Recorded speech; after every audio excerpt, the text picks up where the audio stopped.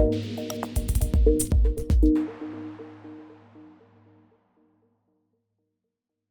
to see you again, Roy. Hi. And like we were joking, this isn't a Hollywood movie where it has to be the same clothes as the previous video. So we're all good. And this isn't the exact same T-shirt. It's the same kind, but not the same one. Yeah. So I with that said, you watched it, did you? yeah, well, sometimes you got to do what you got to do, you know. Great. I wish I could do that with my hair. You could.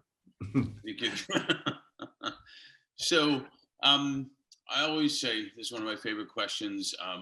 We're influenced through our whole journeys, sometimes in a minute by something somebody says at the right time, or sometimes through a lifetime. Can you share with us 2 or 3 people that have been influences in your life?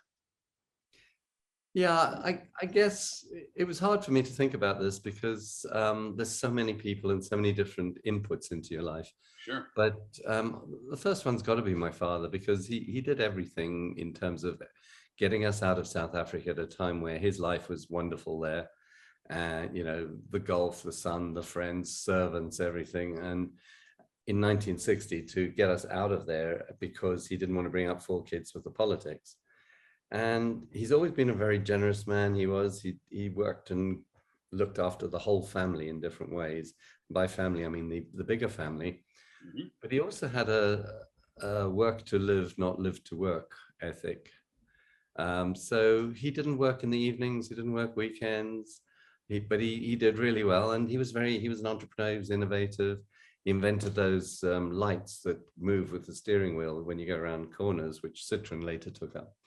So he would be top of my list. And then later in my career, just a guy called John Harwood, who was my boss, the last guy who fired me out of the 29. And even so, he fired me because he was told to by his boss, and he didn't agree with it. And he said, "Roy, I'll make it up to you." And after he fired me, he spent the next 5 years opening his Rolodex and introducing me to people, which helped create my business, which became 100 million business. And John was one of those guys who, if he said, lie down in the road, there's no traffic coming, you did. You'd believe him. So, and the last thing with John that was a big influence was, I always noticed whenever somebody called and he said he'd call back because he was busy, he called back. Always. And if I called him, the same thing. And I've tried to follow that principle, because even, if you've got a PA and they keep getting called by somebody who's trying to hassle them or trying to get through to you, I just take over the call and say, "Look, I'm afraid I don't want to speak to you but thank you for calling." Polite, put it down, because then the PA doesn't have 10 calls of messing around and wasting her time and your time. Right. So small thing, but big influence.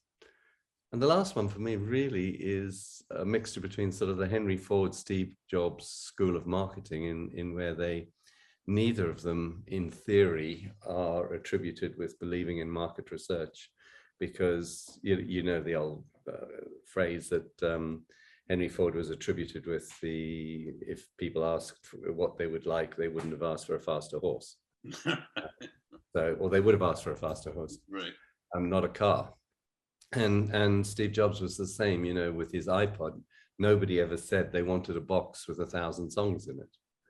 And both of those said, if you actually research those products, you wouldn't get to where you get. And with Lifebook and Lifetime Memoirs, it's exactly the same thing. People kind of know they would like to leave their legacy, but they don't know how, and they're a bit humble about, should I have a story about myself, etc. Mm-hmm. So it's really hard. We're looking now at the moment at research. It's really hard to do research for something that people actually don't know what it is and haven't thought of doing it before. Well, it's a great skill set of vision to be able to understand how it could be of benefit, how it could be of value when no one else does. Yeah, I think that's it. You need to be able to put yourself in the place of what do other people need. Again, it's with anything, it's you find out what that need is. And at the moment, if you draw from what we're doing, the need is for less loneliness, i.e., and more self-worth and more engagement, and less sort of these issues that are affecting children and elder adults about loneliness and mental health issues. And a lot of the books that we do deal with, as I said before, survivor's guilt and the actual, should I be telling this story or not? So yeah, I think that kind of are the main contributors to my life. And John is still in your life, correct? Very much so, yeah. He's 85. He's got a handshake like he's a butcher by trade, and he's a lovely guy. Well, you know, I have a quote that it's probably my favorite quote of all time. Maya Angelou said, you may know this, she said, most people will forget what you've said, most people will forget what you've done, but they will always remember how you made them feel. And it really does relate to a lot of the stuff you're talking about too. She's amazing, isn't she? I mean, I only came across her when I was doing my presentation on the value of legacy, and the last slide I use is a footprint in the sand, and it says her quote, "If you want to leave a legacy, leave a mark that won't be erased."